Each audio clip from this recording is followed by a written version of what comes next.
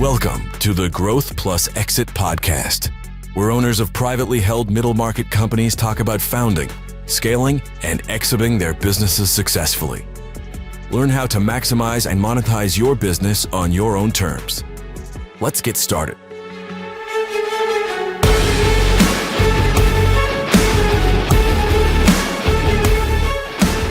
Hi, I'm Susan Carney, the host of the Growth Plus Exit podcast, where middle market owners and CEOs talk about founding, scaling, and sometimes exiting their businesses. The episode today is brought to you by Newport LLC. Newport is a cadre of CEOs and C-suite executives who have founded, built, and exited their own businesses. And they work with owners of private companies to help them do the same, but on their own terms. For example, we worked with the owner of a professional services company to polish the business up and then helped him exit at a 13x to EBITDA multiple, which was a lot of fun. You can learn about us at newportllc.com. But enough about us. Today we're talking with Lynda Ellis, a longtime colleague and friend of mine, who is the owner and CEO of Capitol Concierge.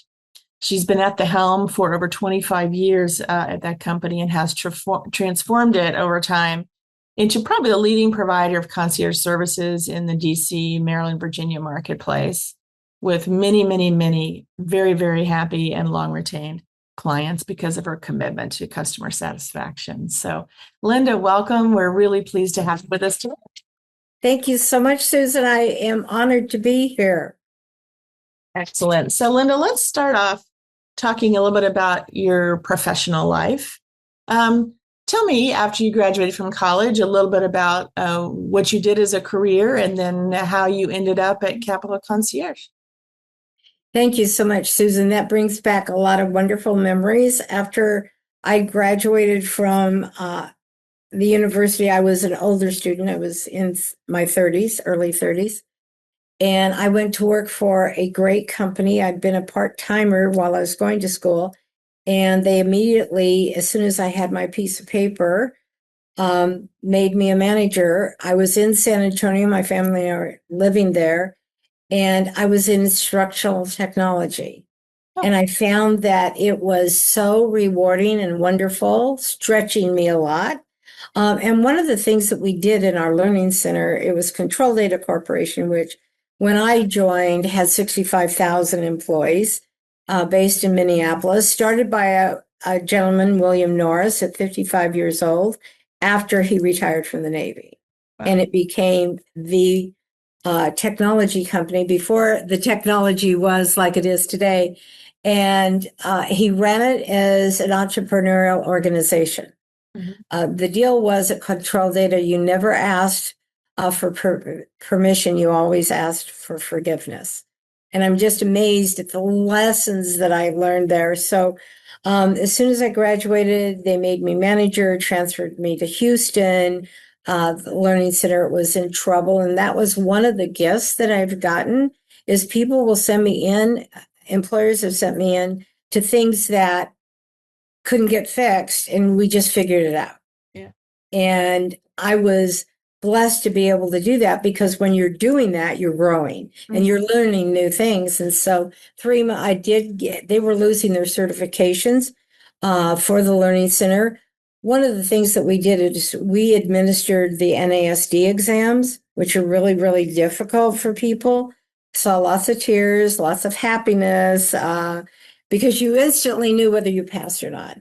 Yeah. And I thought, why are we not using this in the after hours to provide learning opportunities for kids? So we did a lot of work with that. We're very successful.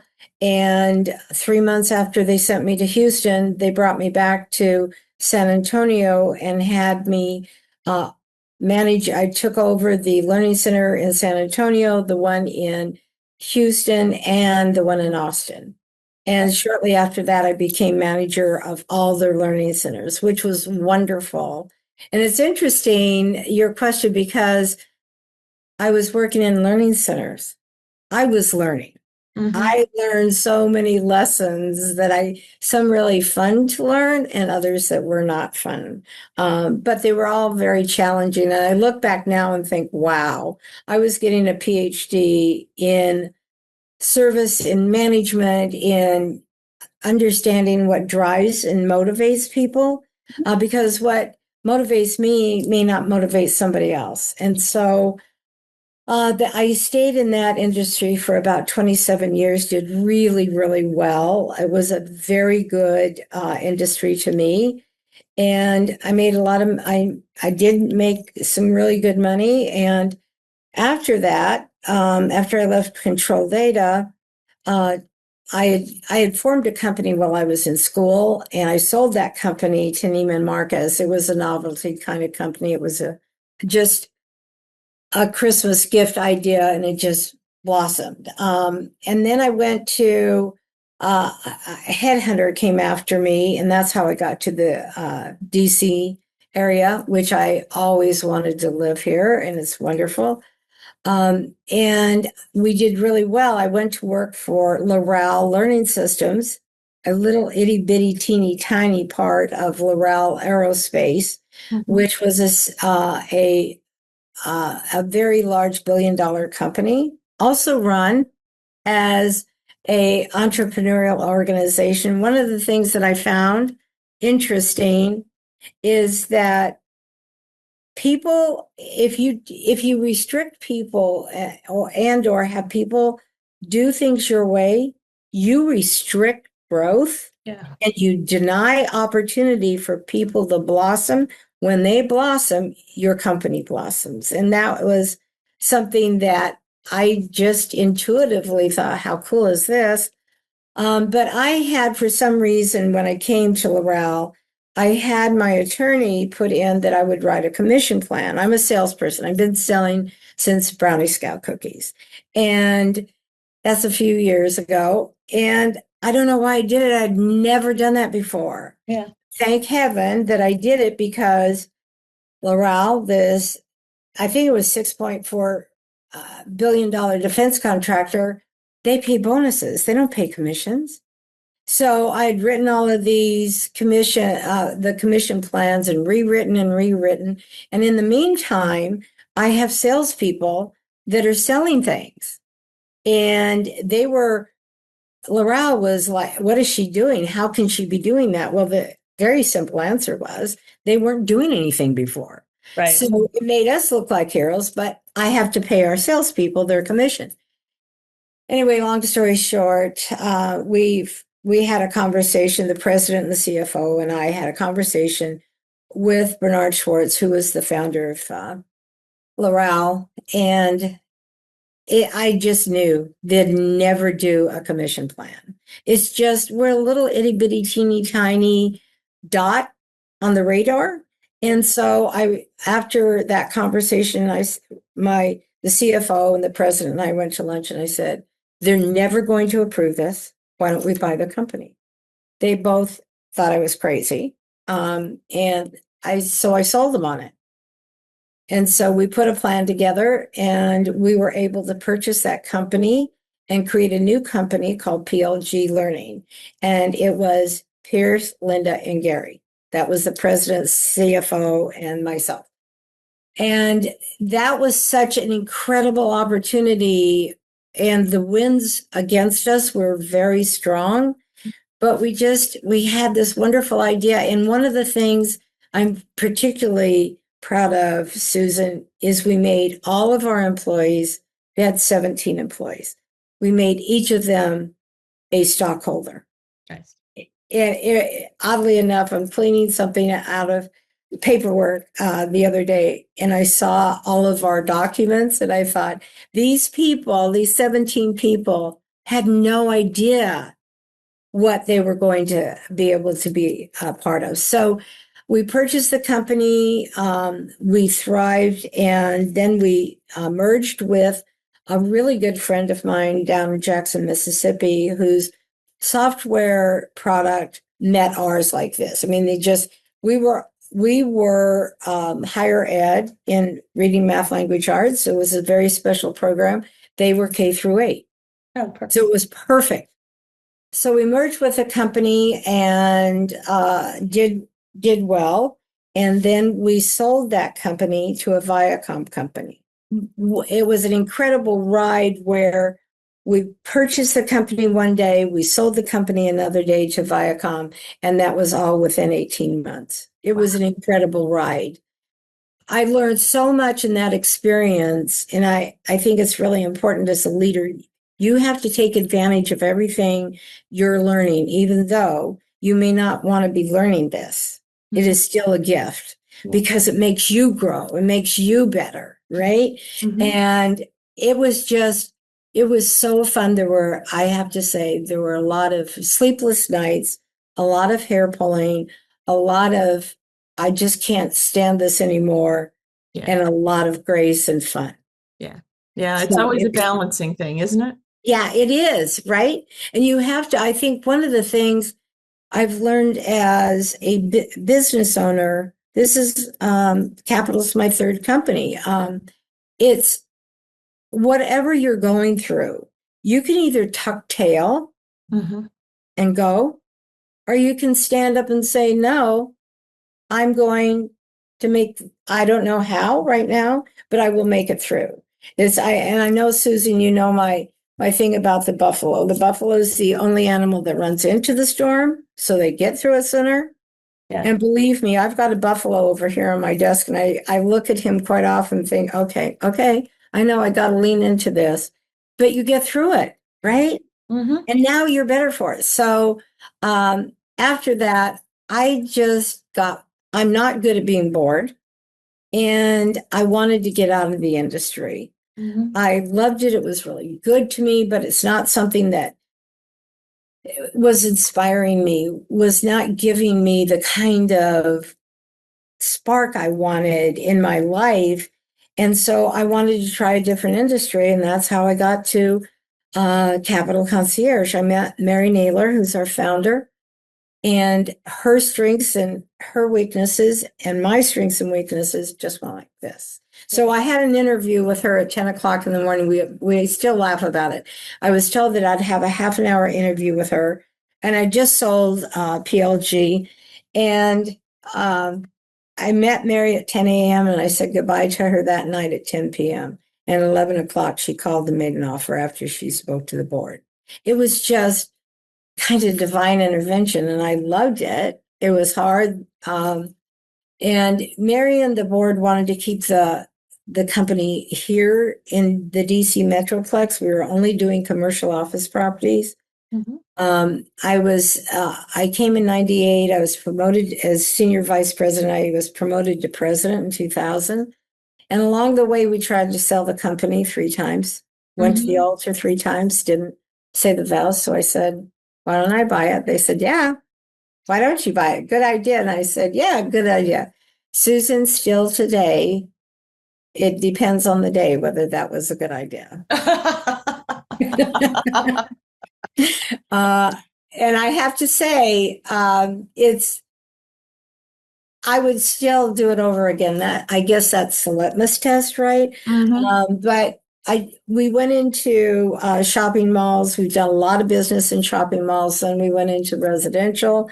And Mary had said to me when I told her I was going to go into residential, she said, Lynda, don't do that. It's a pain in the rear end. It is, but I'd do it all over again. I mean, we have a very large business in residential, which we have great clients and great people, which is really what drives the engine, right?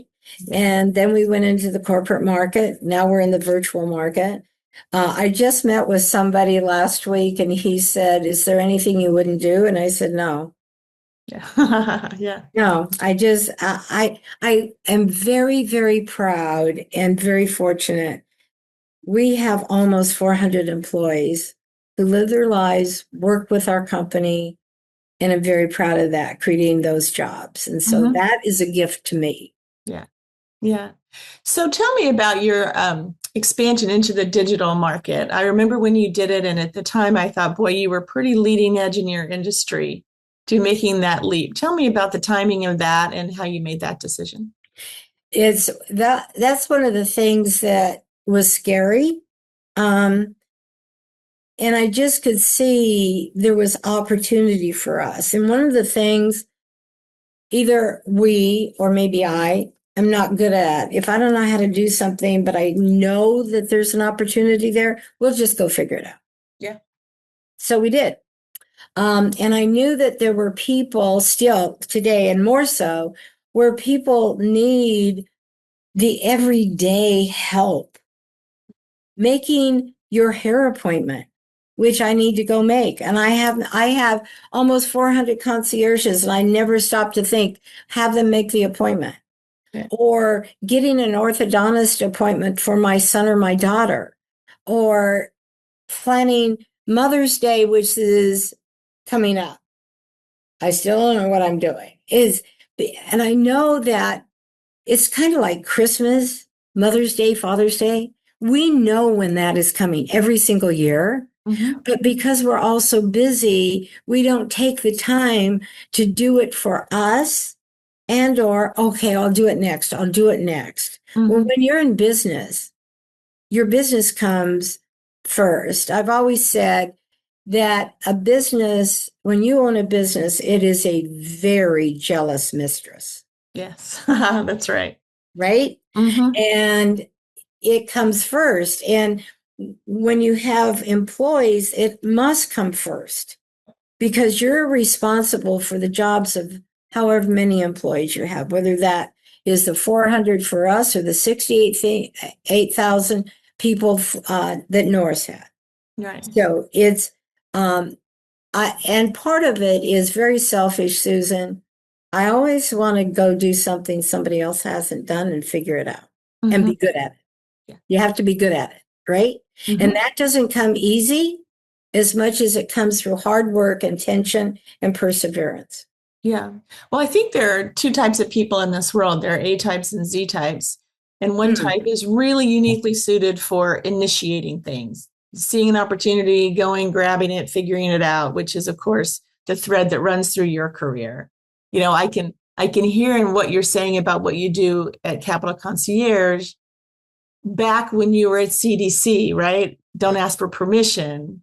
Right. Ask for forgiveness. Go figure it out. And then there are Z types, and Z types are wonderful at taking things that are kind of figured out and managing them on an ongoing basis. And entrepreneurs tend to be in that A category like you.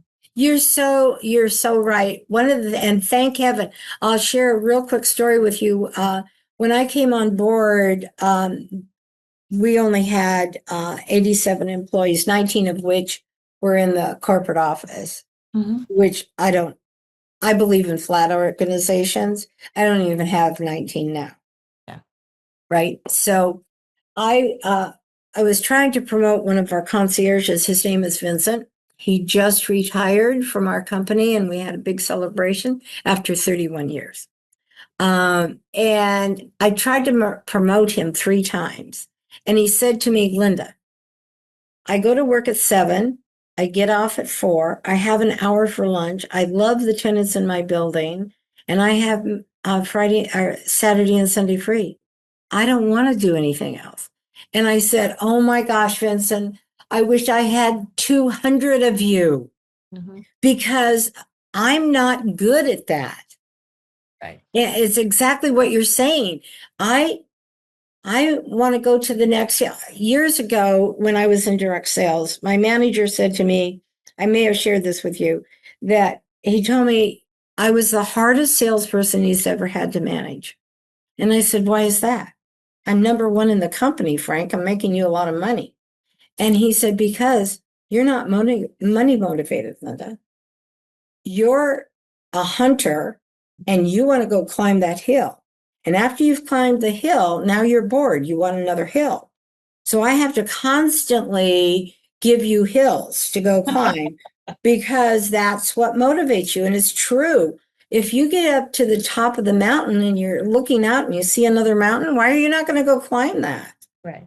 So tell me, Lynda, I have rarely met an entrepreneur who hasn't had a near-death experience at some point in their journey owning a business. And it's one of the most wonderful, awful things they go through, looking back on it. Have you had any near-death experiences with your businesses? And would you mind sharing one of those with me and what you learned as a result of that experience? I wish I could say it was hard to remember if I had any, but I've had a couple. Personally, the near-death experience that I can think of is when we purchased PLG, when we purchased Laurel. That was hard. But the one that really rings with me is several years ago, our bank all of a sudden took away our line. Oh. I owed 300, I guess I can't remember, about a little over $300,000 or $400,000. I had payroll coming up. Mhm. What was I going to do? Right. And they took it, they took the line away, and I can't even remember what it was, but it was so stupid for me, good for the bank, but because there's always reasons behind decisions, I believe. So I thought, I don't know what I'm going to do. And do you know what? I just drained all of my bank accounts, my husband's bank accounts, our 401k, our IRAs, whatever we could borrow money on, we borrowed money. I went without, I didn't pay myself for several months. But you know what? We made it through. Because if you focus and you figure it out, you're going to have that way through. You're going to climb that mountain, not a mountain that you choose. And it's very similar to one of the others that really sticks out for me is we had just gone to a new payroll system, and we had done one payroll, went okay, but there were glitches. Now we're at our second. This is Wednesday. Payday is Friday. And I get a text from my payroll person who was in North Carolina, and she said, I'm resigning effective immediately. My resignation letter and the computer and the phone, whatever, is in the FedEx, and you will receive that on Saturday. Oh. It was special. That Yeah. was very special. Hmm. The other thing that I think it's really important for any business owner is you have to have a village. Mm-hmm. You have to have people Right. that you trust, who trust you. So I am a member of a CEO group called Elevair. Mm-hmm. And I reached out to them within a half an hour. I got responses because I didn't know what I was doing. I mean, I don't do payroll. I hire smart people and I'm pretty good at staying out of their way. So I don't know what, right? So anyway, within a half an hour, I had 8 responses. One I love, and he said, Lynda, I don't know anybody that can help you right now, but I know somebody who knows somebody. I've called them and they will call you at 11 o'clock tonight. And they did. Wow. You've got to have that group of people who will be honest with you, Mm-hmm. who want to genuinely, authentically help you, but are not concerned about telling you, well, that's really stupid. Mm-hmm.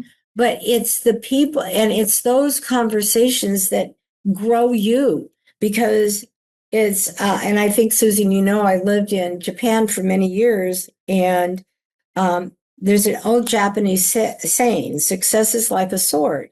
You can do anything you want with it, but sit on it. Right. Right. So you have to continually grow, and it's other people that help you grow. Whether you're enjoying that growth opportunity or not really doesn't matter, because you are growing if you embrace it and figure that out. And I think as a business person, it's really important. But one of the other things that I've realized is while you're doing that, people are watching you. That's right. Your employees are watching you. And somebody said to me, how can you got such a smile on your face? I am dying inside, but I'm not going to let anybody know that because I don't want our employees to be nervous. My commitment to our employees is I've got you. Mm-hmm. I have our organizational chart is a bit different. I'm on the bottom. The concierges are on top because I share with them I have one job. That's just support you. It's all I have. That is my one job. And if I want you to treat our clients the way I want them to be treated, I need to treat you that way. Mm-hmm. So those are all gifts. But I will tell you that was a pretty scary couple of times. Yeah, I mean, it is, but you always do learn something from it. And that village can be comprised of family. It can be comprised of friends, colleagues, neighbors. You bet. Like you need some of each because you're part of my village. Yes. And you're part of mine, right? Right. And it's so helpful. Tell me, I'm listening to you talk about how you lead your company, and I'm wondering if you grew up with that servant leadership idea or if your leadership evolved somehow through your experiences buying, building, selling companies. Tell me about how your leadership's evolved, Lynda. I think it's I was born and raised in Las Vegas, and my dad was a single father. He was also an entrepreneur. He was a butcher and had a meat market. And I learned so many lessons just by osmosis being around him, not identifying that's what was going on. But I think your leadership evolves over time as you grow. But the thing, being born in Las Vegas, the air years ago, the air that you breathe is service. That's because in Las Vegas, when I was growing up, it was you want people to come in and you treat them in a way in which they must come back to Las Vegas, right?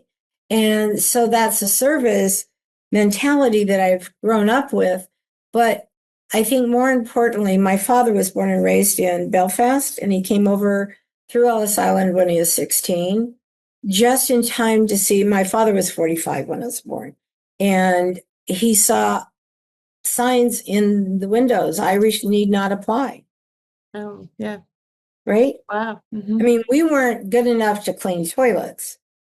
And I just learned so much from him about giving back. And that was not a question at all. You give back, because he used to say to me, Lynda, you are so lucky to be born in this country. You have to give back to this country and to the people that you know, because you have no idea how lucky you are. And that is part of who I am. It wasn't ever a question, do you give back? That's what you do. Yeah. And I remember volunteering at the hospital when I was 12. And my father being a single father, and he worked 6 days a week, 7 to 7. So now I got this kid. How am I going to keep her out of trouble? Well, he was really smart, right?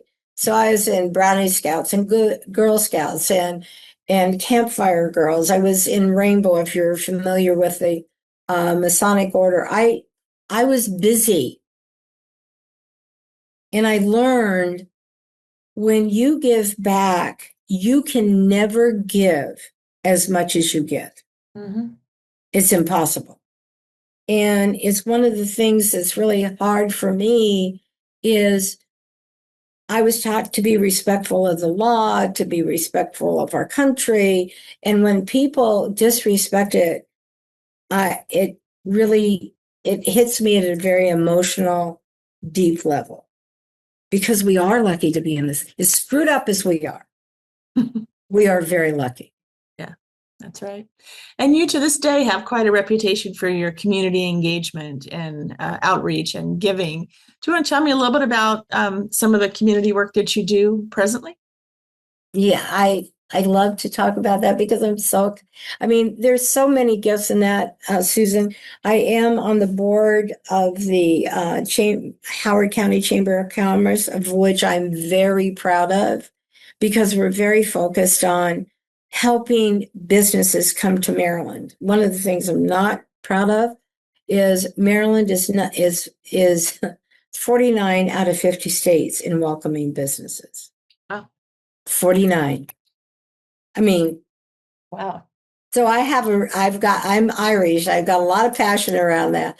And I'm co-chair of the legislative committee, and we do a lot of work that helps small businesses. Because one of the things somebody just said, we had a board meeting the other day, and somebody said, well, Lynda's concerned about the little guy. I am. I was the little guy. With my first company, I had nothing. I didn't even know what I was doing. Right.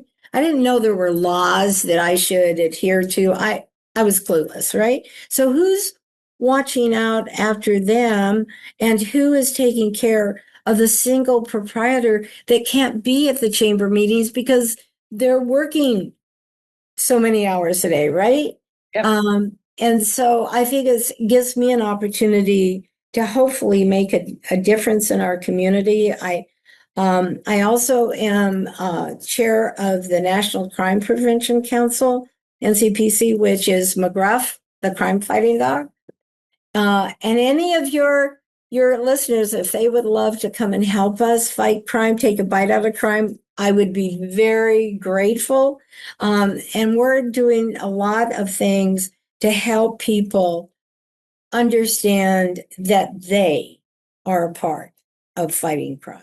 Mm-hmm. Each single one of us, and every single one of us can have an impact. And I also am chair for just a few more days of the St. Mary's University in San Antonio. That's my alma mater, and I served on the board for 8 years and then 4 years as chair. And I shared with you my last board meeting. I was overwhelmed. I was so grateful, but it's such a gift to be able to have an impact on other people and make it a positive impact. And the lessons that I learned through that process, Susan, are priceless. Mm-hmm.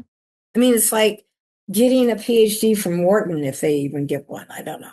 It's being in the room of conversations, of learning how to navigate through challenges, through your death experience. Higher education is in trouble right now. And how do we navigate that? And in my closing remarks at the board, I said, why are we not leaning into this? Why are we afraid of this? Why are we not recognizing this is what's going on? This is how we can take steps to make sure St. Mary's University will go on. I mean, it's 100 and some years old. I can't remember. I should. And it goes to whether you're a business person or whether you're a teacher, whether you're a president of a university, we all have the same problems. They're just different. Mm-hmm. And so sharing that authentically, the worst thing that can happen is you're better. That's the absolutely worst. Yep. I love your philosophy. That's wonderful. So you're involved in a lot, Lynda. You've got your business, you've got obviously your family, your community work. Have you developed any kind of life hacks or daily rituals to help you stay organized, combat the chaos, be focused? And what are they? That's a really good question because I think it's not static. I think it's dynamic. I am very faith-filled person. First thing I do every single morning is I take a moment to center myself. Mm-hmm. I think that is so important. And it's whatever the day brings, I know I'm not alone. Yeah. And I will tell you, I've had many conversations with the good Lord up above, okay, I think my character is pretty good right now. Could you just give somebody else an opportunity to grow theirs? Because I need a minute. Yeah. Just give me a minute. I'll be okay. Yeah. But I also, when I'm really struggling, I'm very blessed to have a lot of conversations with me of why are you not leaning into this? And this may be a sexist comment, Susan, but I always think get your big girl pants on and go lean in. Right. That's what you do. Right. Because I think knowing yourself is really important. And I am not good at tucking tail. Mm-hmm. I am not going to let somebody beat me down. I'm just not. And the other thing is, having lived in Japan, Susan, for so many years, I went there when I was 22. What do you know when you're 22? Right. You think you know everything. Mm-hmm. I grew up over there and I learned so much about being centered, Mm-hmm. about being able to, what my family would say is go to the temple. When I was over there, I had a really good friend who was an amateur photographer, and he and I loved to go temple hunting. Okay.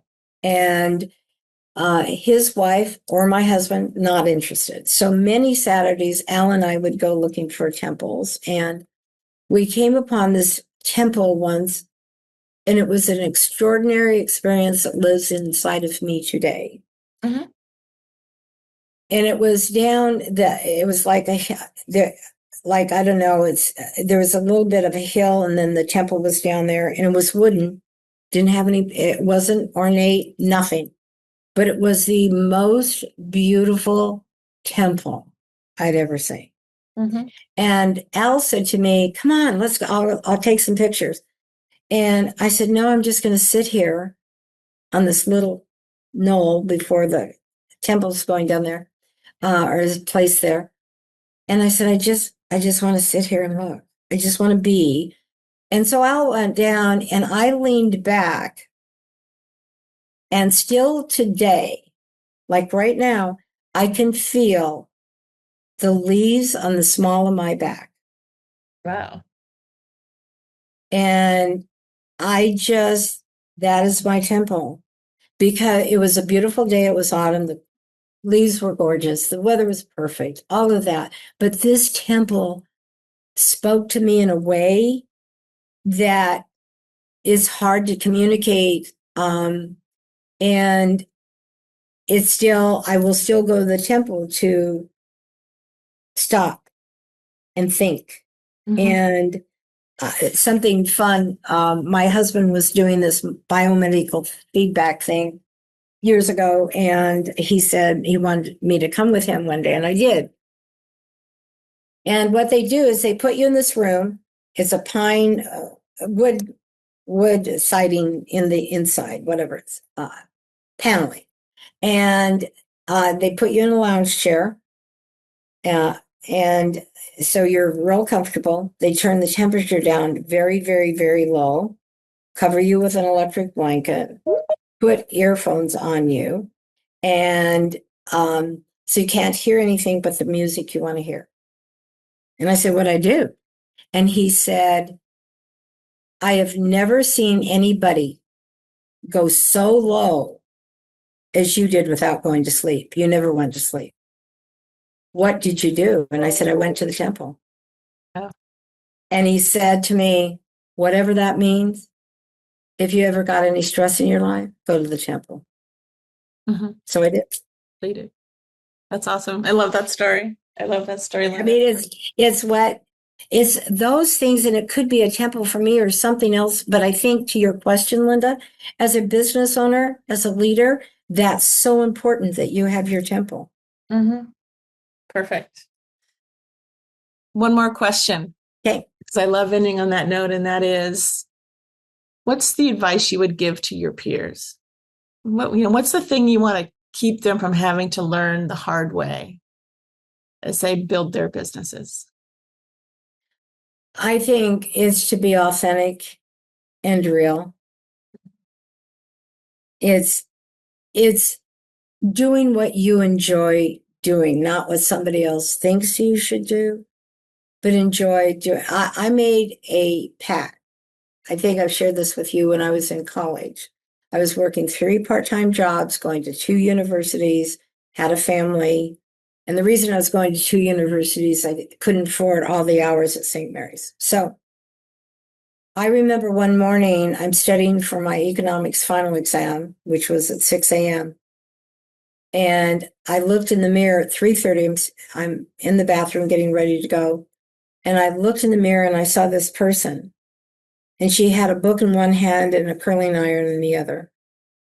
And I said, Lynda, after you get this piece of paper, you will never, ever, ever do something that is not fun. Yeah. If you don't like it, you're not going to do it. That was in 1981. It is now 2026. That exists today. Because when I look, when I feel, when I think, if it ain't fun, I ain't doing it. Because I have this life. And I remember the feeling, because that piece of paper, being a woman, was really important. Right. To go do what I wanted to do or I could do. And so there have been times when I say to myself, are you having fun? And I think, no, this is not fun at all. But when I look at it, am I having fun? You bet. Yeah. That's great. And not surprising to me, because you are one of the, you had this wonderful balance of fun, humor, but also a serious core, and you get stuff done. I try, because that's the cookie, right? Yes. That is the cookie. Yeah. Getting it done. That's right. Lynda, thanks for all this. I'm sure that our listeners are going to find so much that they'll learn from you. I just really appreciate it, particularly because I know how busy you are. Where can our listeners learn more about you and the things that you're involved in? Do you want to give us the website link for some of your community projects, or where can people go to learn more? Well, they can come to our website at www.capitolconcierge.com. Our LinkedIn page, our Instagram page that others are doing. Susan, I'm not good at that. Yep. And you could go to St. Mary's University in San Antonio, or you can go to the National Crime Prevention Council website, or to the Chamber website, or you can just call me. There you go. I am so open and happy and honored when people call and say, I just don't know how to do this. What do you think? I mean, what a gift. Yeah. Right. Yep. That's right. Thank you, Lynda. It's been a pleasure. Have a great weekend, and happy Mother's Day to you. Happy Mother's Day to you. And thank you so much for the honor of being here, Susan.